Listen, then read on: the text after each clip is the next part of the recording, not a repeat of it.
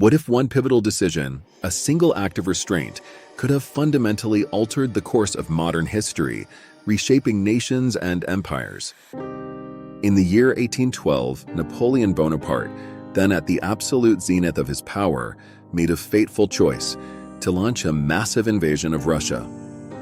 This ambitious campaign, known as the Patriotic War, ultimately led to the catastrophic destruction of his Grande Armée, decimating hundreds of thousands of soldiers. Irrevocably, this military disaster paved the way for the downfall of his vast and seemingly invincible empire, changing the trajectory of European power. But what if Napoleon, facing the immense logistical and political challenges of such an undertaking, had never marched his forces east into the vast Russian expanse? What if the French emperor, renowned for his strategic brilliance and political acumen, had instead chosen diplomacy over the devastating path of destruction and war? Today, we embark on a fascinating journey into an alternate timeline, a speculative history where Napoleon's empire endured, rather than succumbing to the brutal winter and the vastness of Russia. By 1812, Napoleon Bonaparte had established an unprecedented dominion, ruling over the majority of the European continent, from Spain to the borders of Russia. He had successfully humbled the mighty Austrian Empire, decisively crushed the Prussian military, and compelled Tsar Alexander I of Russia into a reluctant peace at Tilsit today. We embark on a fascinating journey into an alternate timeline, a speculative history where Napoleon's empire endured, rather than succumbing to the brutal winter and the vastness of Russia. Yet, this peace was inherently fragile, constantly threatened by escalating trade disputes over the continental system, the clash of powerful egos between emperors, and a deep-seated mutual distrust. These factors inexorably pushed both sides toward a monumental confrontation, a conflict that would define the era.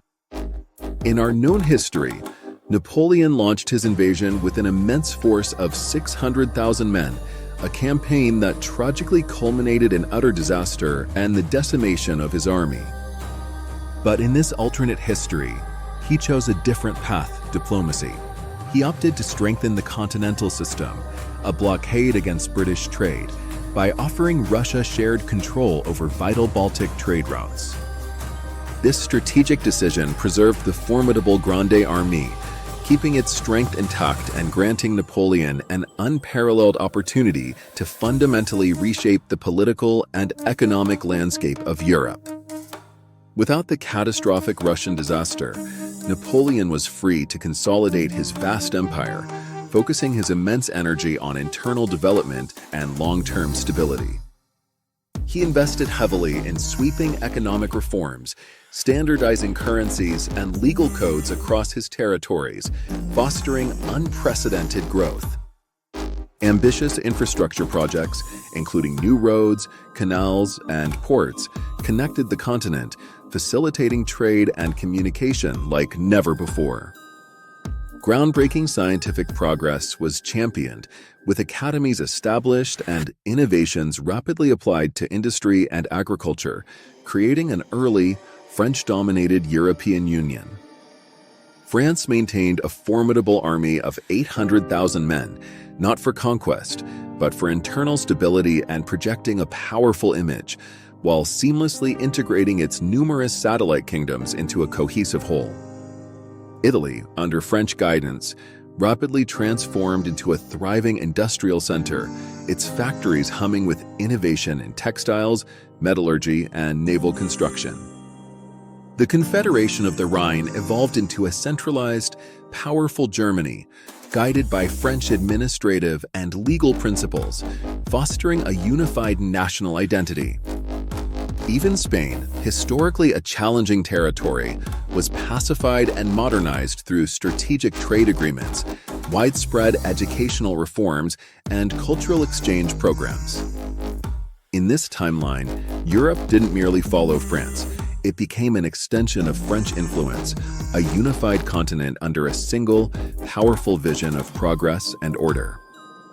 Freed from the devastating war with France, Russia, under Tsar Alexander I, pivoted its strategic focus eastward, seeking new avenues for expansion and influence.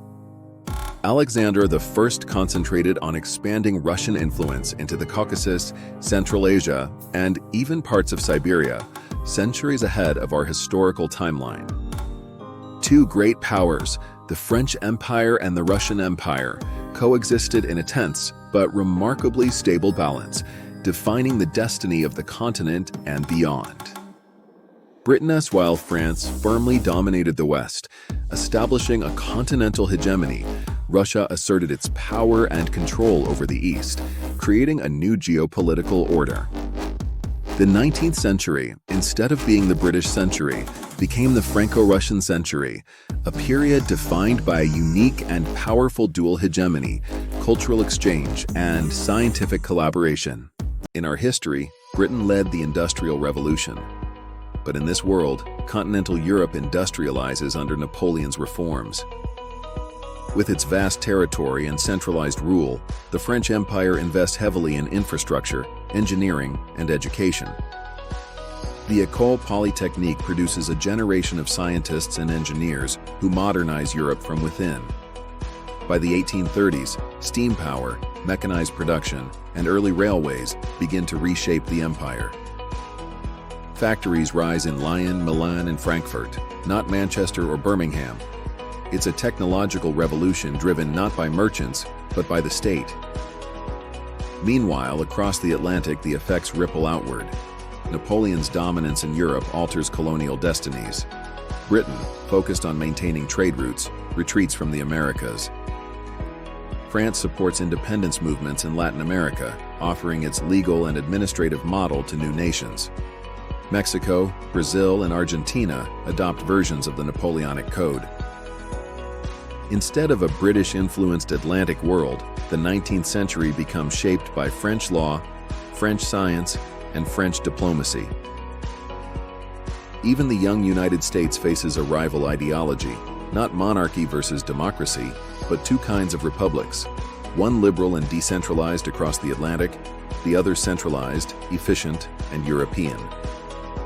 With no catastrophic Russian campaign, there's no collapse of the French Empire, no exiled emperor, no restoration, no Congress of Vienna. Europe doesn't lurch between revolution and reaction. It matures under one lasting order. Wars are regional, short, and limited in scope. France maintains its influence through law, culture, and commerce rather than conquest. By 1850, literacy rates soar, rail lines link Paris to Warsaw. A new generation grows up knowing not constant war, but the idea of continental unity. Europe under Napoleon becomes not just an empire, but the blueprint of something familiar, a European Union, a century early. Napoleon dies not in exile but in glory, the architect of a united Europe. His dynasty continues, ruling a vast, stable confederation. Without his downfall, there is no power vacuum for Prussia to fill. No German Empire, no World War I, and without the chaos that followed, no World War II. Instead, the world's great rivalries play out between France's technocratic empire and a rising United States. The 20th century becomes a contest between two republics, one born of revolution, the other of order. In this timeline, the Napoleonic vision endures not through war, but through governance. One decision changed the course of history, the March on Moscow. If Napoleon had chosen diplomacy over pride, Europe might have been united a century before it ever dreamed of peace.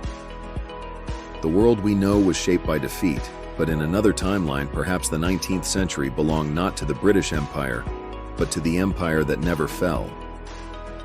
If you enjoyed exploring this alternate path of history, subscribe for more deep dives into the moments that could have changed everything.